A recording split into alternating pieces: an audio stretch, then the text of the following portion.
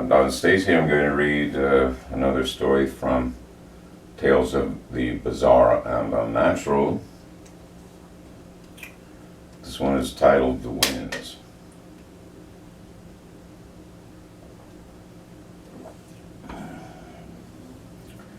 The winds drove with an unnerving ferocity between the towering 50-floor apartment buildings.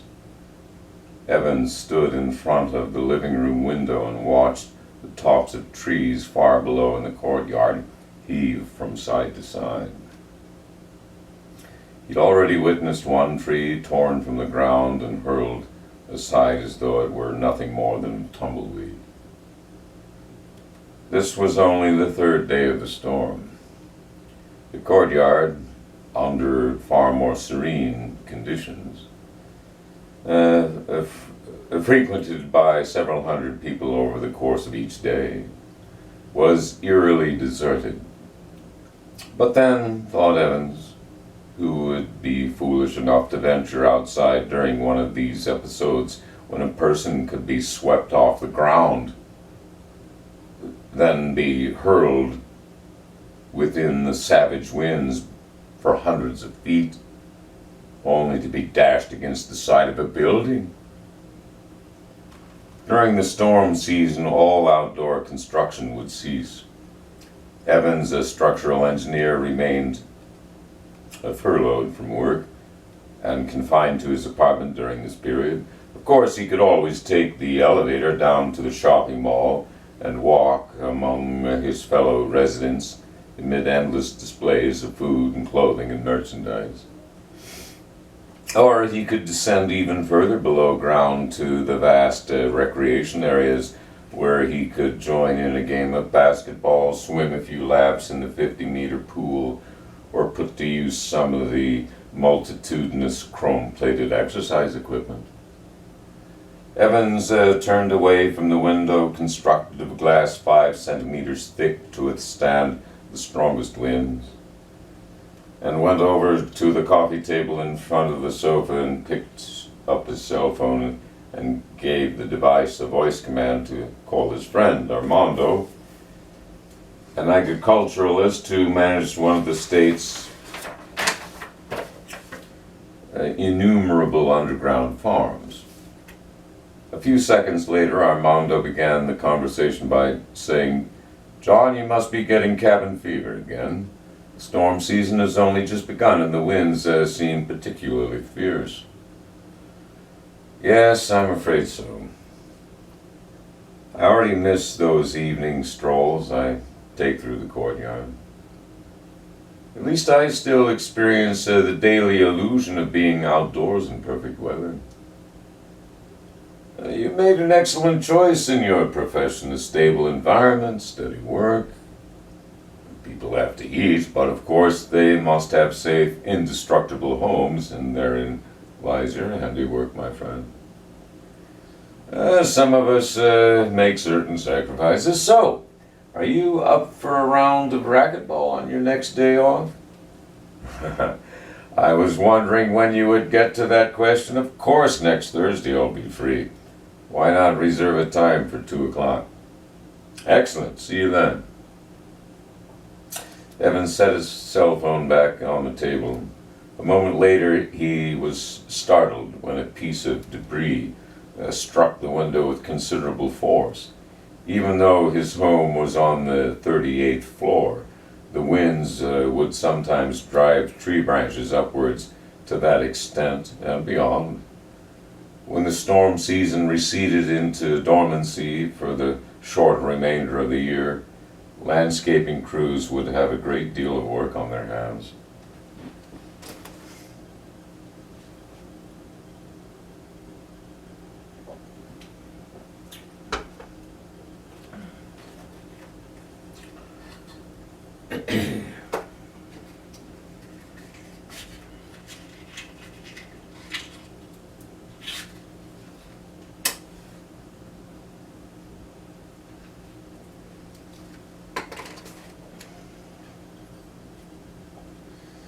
Before he went out of his apartment to the elevator, Evans gazed for a few moments at the last photograph ever taken of his wife before the rapid onset of a rare form of cancer which soon took her life.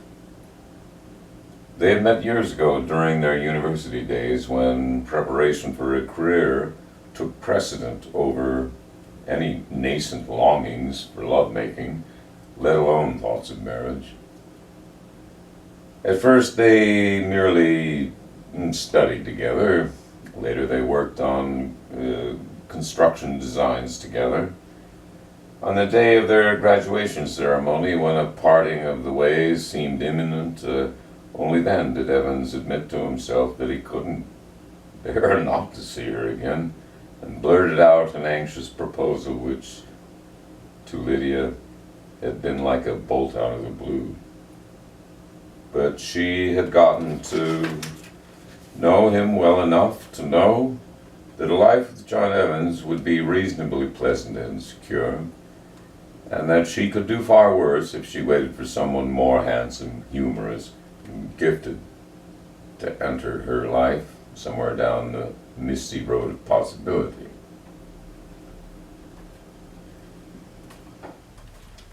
The forced confinement of the storm season sometimes is now pressed upon Evans, rankled him with an anxiety he could only elude by taking the elevator to one of the subterranean levels of his residence building, an extensive domain to which hundreds of neighboring residential skyscrapers were all connected.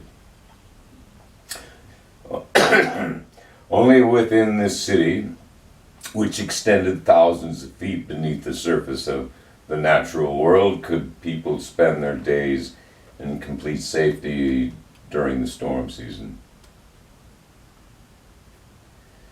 Evans chose to first visit one of the community parks. As the elevator made its descent, pausing at various floors as more people got aboard, only to soon reach its maximum capacity and resume its descent without further stops until it reached the first of the public levels and people would step out in various numbers. Evans had to suffer an even greater confinement. As did every other passenger, Evans shrank psychologically from those around him, their shoulders pressed against his, their breath sometimes grazing the back of his neck. Once he gratefully stepped out of the elevator, he was then instantly immersed in the delightful ambience of the park, whose flowers and sculpted shrubbery, bushes, trees, and wide stretches of lawn were all sustained by actual sunlight piped down from the surface via optical cables, along with artificial rain which poured from the vast array of sprinklers high overhead. The novelty of this gentle rain, which fell on cue each day at precisely 3 a.m, drew a number of enthusiasts who took pleasure in whirling and dancing about until they were soaking wet.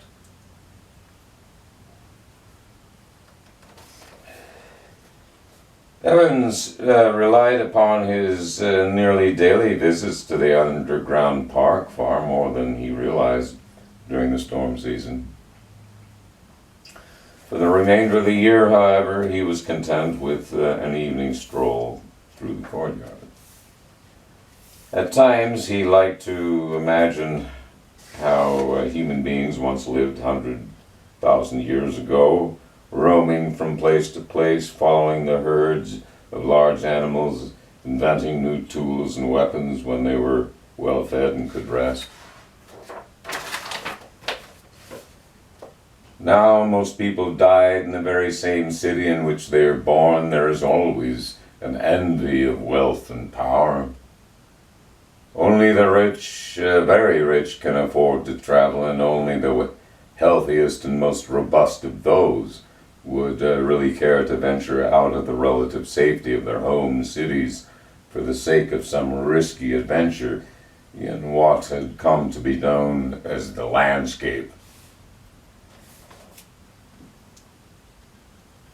When Evans was much younger, he and Lydia took the subway to the very edge of the city, where they were required to show their government-issued permit to leave through one of the closely monitored pedestrian gates.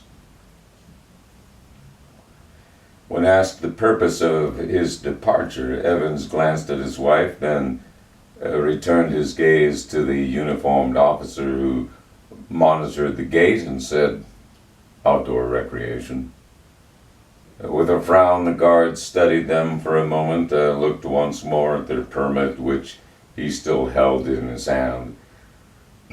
In another moment, he handed the permit back to Evans and said, "This expires in 5 days. See that you're back before then." Friends had warned them in advance that they would need to take a map of the outlying region they wished to explore, along with a compass, since the cell phone reception beyond the walls of the city was either unreliable or non-existent. Rumor had it, their friend went on to say, that the government operated devices which jammed cell phone reception beyond the limits of the city to discourage people from visiting the landscape. But why would they do that? Lydia had asked. Some say merely to make such trips as unattractive as possible, their friend replied. But that still begs the question, he went on. In my view, the government wants to minimize the flow of people for the sake of heightening social stability. With the aid of their map, they soon found the remnants of a state highway which had once been used before the increasingly turbulent wind storms had rendered both land and air travel impossible. They walked for a few miles along the empty highway, the ramparts of the city gradually diminishing from view, lost behind reddish-brown haze. "I'm surprised this road is in such good shape," said Evans. "The winds scour everything, John. That's why you don't see any weeds growing up through the cracks in the pavement." "Oh yes, of course. And just look at the land, nothing but dirt and rocks. The winds rip off layer after layer of soil right down to the bedrock. Between the winds and the floods, there wasn't much choice," she said, "but, from here it's easy to see why agriculture was driven underground. Well, between the winds and the floods, there wasn't much choice," she said. "But it's given you plenty of work building those underground farms. I'm much happier working on the residential structures. At least with them, we're defeating the winds, preventing them from driving us entirely underground. Humankind emerged from caves. It's not our destiny to return to them." "I've always loved you for your optimism," she said. "You know that, don't you?" She glanced at him with a wry smile and was about to tell him that he was lucky to have her, someone to lighten his more gloomy turns of mind, when she let out a startled, "Oh!" "What is it?" he said, alarmed. "I saw something moving out there, John." "That's impossible. It was running, then it disappeared." "What do you mean, it?" "I don't know what it was, a dog maybe." For a moment they shared an anxious, bewildered look, which Evans finally ended by saying, "Whatever you saw, there's bound to be more of them, but I can't imagine how any animal could exist out here. In any case, we'd better get back." Later, whenever they spoke of their aborted hike, their friends would react in disbelief. "But everyone knows that all the land animals have been wiped out by the winds." "But we saw something, or rather Lydia saw something," Evans would say in return. He hadn't thought about that hike in years. Lydia had seen something. He'd been convinced of that. But no one else could be convinced. Their friends had chalked up the sighting to the eeriness of the landscape. itself, a barren, desolate waste devoid of any life apart from a few species of ground-hugging vegetation. Evans spent close to 2 hours walking through the park. Now and again he'd pass someone going in the opposite direction and they would exchange a friendly nod. Evans was always surprised at how little use the parks received. He had visited a few other parks in various parts of the city over the years and met the same situation at each of them as well. Those who did come to the parks were often young families with small children, elderly couples, or late middle-aged single men, or far less often, single women. There were times when Evans thought he would like to find another woman to live with, perhaps even to marry. In a few months he would turn 50. He wasn't that old yet. But he'd been alone for over 4 years now. During the windstorm season, when he was furloughed from all outdoor work and did not have an immediate hand in any subterranean construction, he suffered inactivity and loneliness. But day followed upon day, and eventually he was busy once again, working with his colleagues once more on the construction of yet another residential tower, or underground shopping mall, park, sports facility, or agricultural complex, which reminded him he still needed to reserve a racquetball court for his Thursday match with Armando.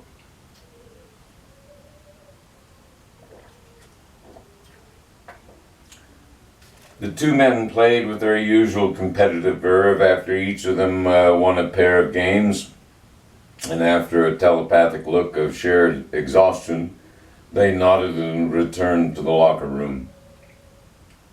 They showered and, while getting dressed once more in their street clothes, Evans said, After we leave the sports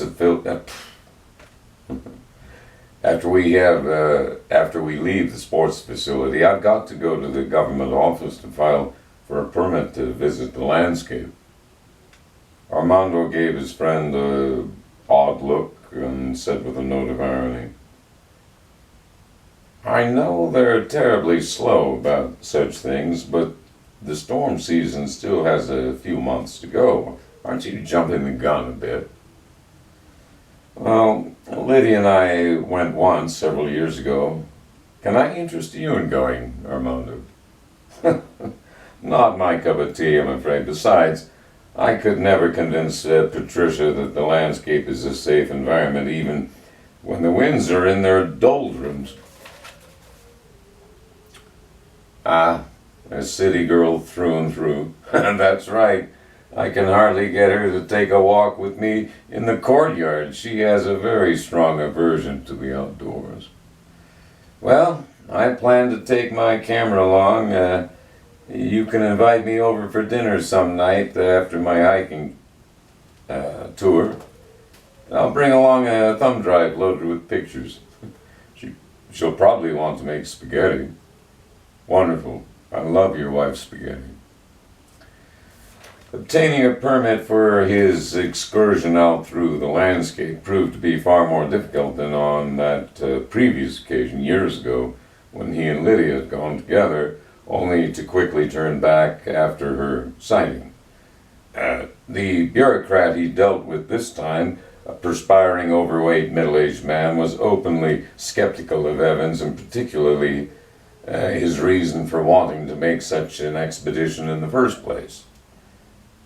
"Recreation? Don't you find our athletic facilities and parks sufficient for recreation, Mr. Evans?" Well, they are all excellent places, but the great outdoors has an appeal that can't be duplicated in the city. Open space.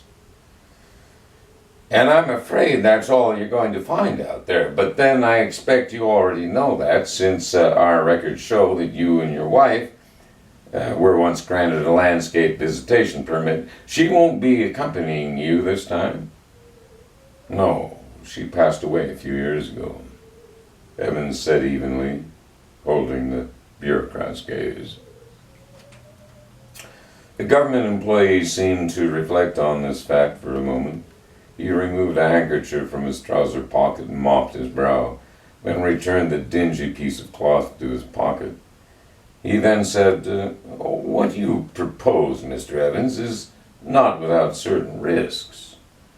I need to be convinced that you will be well supplied with food and water, that you have footwear suitable for the terrain you will encounter, as well as the maps and other equipment you will need to find your way about. Here are the documents and photographs proving I have everything I need," Evans said, and handed him a file folder. "Preparation is the key. We have to make sure that you are capable of such an undertaking as a lengthy hike through the landscape. We can't have people darting out past the protected limits of the city whenever they feel like it," he said, now glancing through the contents of the file folder. He smiled when he saw 3 crisp $100 bills, as well as a personal check covering the cost of the permit. "Well, I see everything's in order here, Mr. Evans. Give me a moment while I get your permit printed up for you." Several weeks passed as Evans waited for the winds to fall below the 20-mile-an-hour prescribed limit for visits beyond the city to the outer reaches of the landscape. The storm season had lasted almost 8 months altogether, a full 2 weeks longer than the previous year. A record had been set in Singapore for the world's most powerful storm, with winds exceeding. Wearing a white shirt, khaki shorts, hiking boots, and a full-brimmed hat, Evans lugged a backpack stuffed with his gear and supplies to the nearest subway entrance from his residential tower. People dressed in such fashion were an uncommon sight, particularly someone encumbered with a backpack, so Evans received several odd looks from his fellow passengers. At the city's outer edge, the train made its final stop, and Evans walked through a pedestrian tunnel toward the gate through which he would pass under the watchful eye of a uniformed official. When he took an elevator to the surface almost directly beneath the gate itself, he was the only passenger. And when he stepped out of the elevator, the smell of the surface air entered his nostrils and stirred him with its scent wafting from the landscape just beyond the massive wall. He approached an unsmiling guard and handed the man his permit. The guard examined the permit with a dubious air and then said, "Your purpose to visit the landscape is recreation?" "Yes, sir." "Only a rare few ever want to go out there for recreation." "Well, it's been a hobby of mine since I was a boy."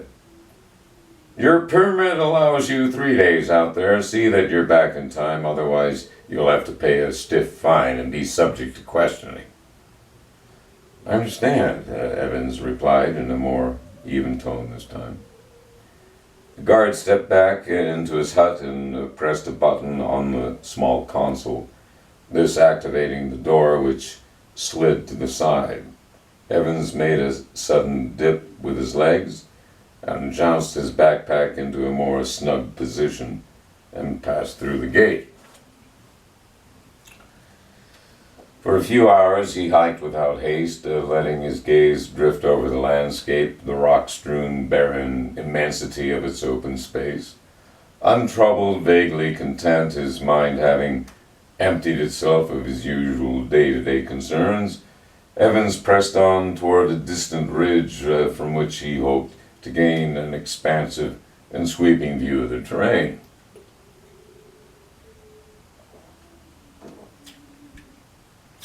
But soon he took note of the dark gray clouds which had been amassing far overhead. He had hoped to avoid a flash rainstorm, though now it seemed he might receive a drenching after all. The ground began to rise at a steeper incline, and he shortly came upon an opening to a cave.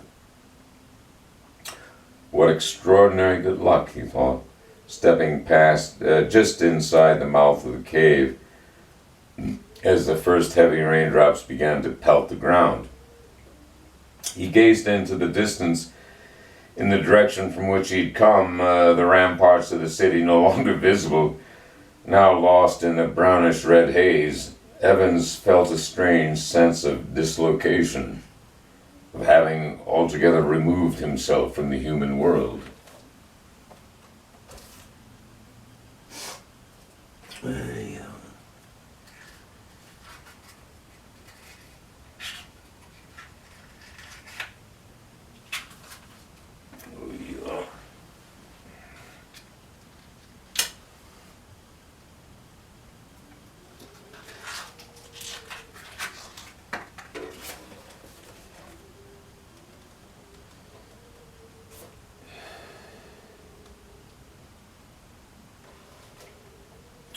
As the rain increased its tempo, Evans resigned himself for a wait which could last as long as several hours.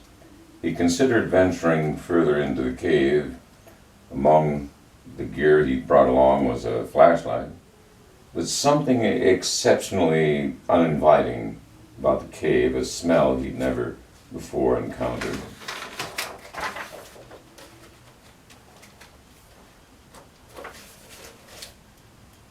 Either in the courtyard or the park, or even one of the many construction sites he'd worked at over the years, the smell alone produced within him a certain reluctance to do so. Before long, he heard massive claps of thunder and felt their deep rumbling vibrations in his chest and beneath his feet. Bolts of lightning lit up the cloud-darkened sky, some darting jaggedly down to the ground in the distance.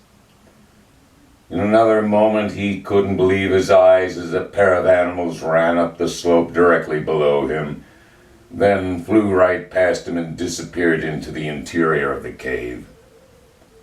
He staggered backward, his backpack now pressing against the mouth of the cave. Astonished and terrified, his first impulse was to flee down the slope and put as much distance as possible between himself and the cave.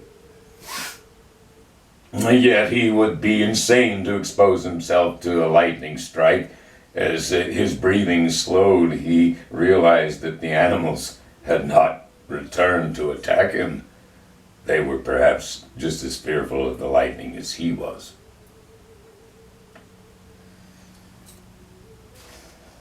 Very soon he realized what Lydia had really seen all those years ago, and what he had just witnessed race past him a moment ago. They weren't wild dogs, they were wolves. Over the course of more than 500 years, they'd learned how to survive under the harshest conditions of the natural world. Evans could only guess, but as those conditions worsened over time, and in the complete absence of human beings, the wolves had discovered new sources of food and, most importantly, ways to conserve that food. But he also knew full well that they had not forgotten their old ways, and he quickly shrugged off his backpack and began to run down the slope toward the distant city.